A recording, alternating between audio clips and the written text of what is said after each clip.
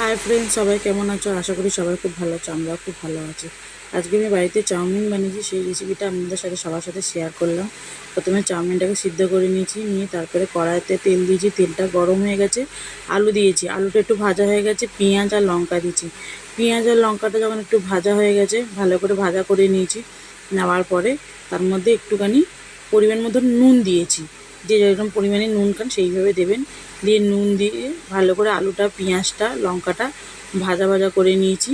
একটু সিদ্ধ যখন হয়ে গেছে তখন এর মধ্যে আমি হলুদ অ্যাড করেছি। যখন আলুটা সিদ্ধ হয়ে যাবে, একটু ভাজা হয়ে যাবেন, তারপরে হলুদ অ্যাড করবেন। এবার হলুদ অ্যাড করে তারপর ভালো করে ভাজা করেছি। এবার হলুদ অ্যাড করে ভালো করে ভাজা করার পরে আমি আলুটা মাঝখানটা একটু ফাঁকা করে নিয়েছিলাম। নিয়ে এর মধ্যে আমি একটু ডিম ফাটিয়ে দিয়ে দিয়েছিলাম। আমি তো ডিম আগের থেকে ভেজে রাখি না, আমি এইভাবে করেই করি। কে কেমনভাবে করেন কমেন্ট করে জানাবেন। তা এইভাবে আমি করি। তা আলুটা, ডিমটা ভাজা হয়ে যাওয়ার পর আমি চাউমিন দিয়ে দিয়েছিলাম।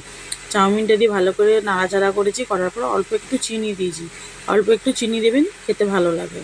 অল্প একটু চিনি দিয়ে ভালো করে নাড়াচাড়া করে এর মধ্যে আমি ব্ল্যাক পেপার দিয়ে দিয়েছি।